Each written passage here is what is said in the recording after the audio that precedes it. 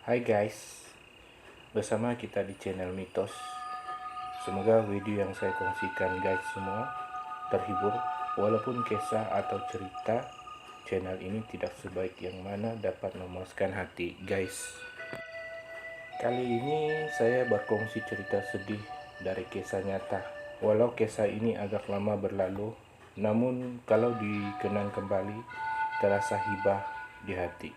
Sebelum saya melanjutkan kisah ini, saya memohon maaf kepada individu yang mungkin mendengar cerita ini ada kaitan tentang peristiwa yang berlaku. Namun bukan niat saya bermaksud tidak baik, hanya berkongsi kisah sedih yang harus kita hargai makna kehidupan. Semua individu yang ada kaitan kisah ini saya rahasiakan, begitu juga tempat kejadian tersebut, agar tidak ada kesalahpahaman.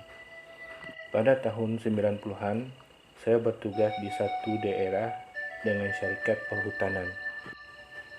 Pekerja-pekerja di syarikat ini terdiri dari saudara mara dan kawan-kawan lama. Jadi tidak heranlah hubungan kami agak rapat antara satu sama lain. Semua pekerja yang bertugas tinggal di kotes syarikat, dan kawasan ini juga tidak jauh dari perkampungan. Hanya 3 atau 5 kilometer jarak kotes. Dari kotes yang kami tinggal agak susah keluar ke pekan atau kampung, disebabkan kami terpaksa menyeberangi sungai yang agak dalam dan deras airnya. Sebenarnya jembatan kampung juga disediakan, namun agak jauh dari kotes, terpaksa merantas hutan dan berjalan kaki. Satu-satu cara adalah jalan melalui sungai, karena cara ini lebih cepat dan mengelak dari berjalan kaki yang agak jauh. Setahun lebih saya bertugas di daerah tersebut, namun saya dipindahkan ke Sarawak karena syarikat di tempat saya bertugas ada cawangan di Sarawak. Apabila saya dipindah ke Sarawak selama 7 bulan bertugas di Sarawak, tiba masanya saya bercuti dan balik ke kampung selama 2 minggu. Apabila sampai di kampung, saya dikabarkan meninggalnya istri saudara saya yang memang setugas sebelum saya pindah ke Sarawak. Saya dengan keluarga saudara memang agak rapat, apalagi kotes yang saya tinggal agak berhampiran dengan kotes mereka.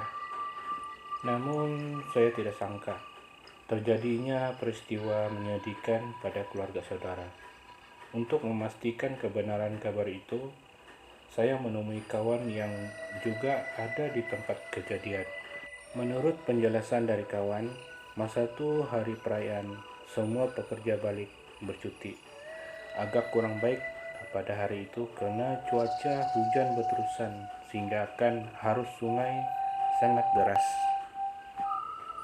Oleh karena istrinya baru melahirkan, agak susah jalan kaki melalui jembatan kampung. Mereka terpaksa melalui jalan sungai. Melalui jalan sungai, ada disediakan kendaraan jentera berat yang dipandu oleh kawan saya sendiri. Memang kendaraan yang dipandu kawan selalu digunakan melalui jalan sungai, walau dalam keadaan banjir tidak menjadi masalah, oleh karena kendaraan jenis barat agak mampu melintas arus sungai. Ketika menumpang bersama pekerja yang lain, kendaraan tersebut perlahan-lahan bergerak ke tengah melalui arah seperti biasa dilaluinya. Namun apabila ke tengah, terlihat kendaraan tersebut seakan-akan tidak mampu melawan arus sungai, sehingga kendaraan tersebut perlahan-lahan ditolak arus dan hanyut. Semua penumpang terjun menyelamatkan diri, manakala dalam keadaan panik, kawan saya dan suami si istri bertungkus lumus menyelamatkan si istri dan anaknya, tetapi tidak mampu disebabkan kendaraan bergerak ingin terbalik ditolak arus. Saya tidak dapat bayangkan bagaimana menyelamatkan sekaligus 2 orang dalam keadaan cemas. Ketika kawan berenang ke tebing, Dia sempat mendengar jeritan meminta tolong. Hanya sekali, kemudian kendaraan tersebut terbalik. Sewaktu pihak penyelamat bersama orang-orang kampung datang dan kawan sekerja membantu mencari jasad, beberapa hari baru temui jasad si istri. Namun bayi tidak ditemui walaupun berhari-hari mencarinya. Kisah ini bagi saya sangat pilu, di mana peristiwa mengorbankan dua nyawa sekaligus, apalagi korban orang yang kita kenal dan rapat.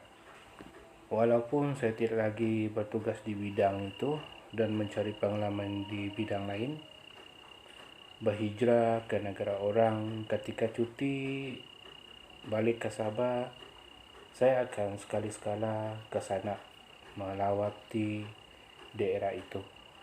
Agak sedih juga di hati saya bila tempat itu tidak seperti dulu lagi, terbiar dan berubah. Mungkin karena orang-orang kampung di sana telah berpindah randah. Oke guys, semoga kisah ini memberi makna pada kita. Berilah kasih sayang kepada orang yang kita sayang, karena kita tidak tahu esok atau lusa mereka akan pergi meninggalkan kita selamanya. Dan dari channel Mitos, terima kasih semua, semoga terhibur dan nantikan kisah selanjutnya. Jangan lupa subscribe, like, dan komennya guys. Terima kasih.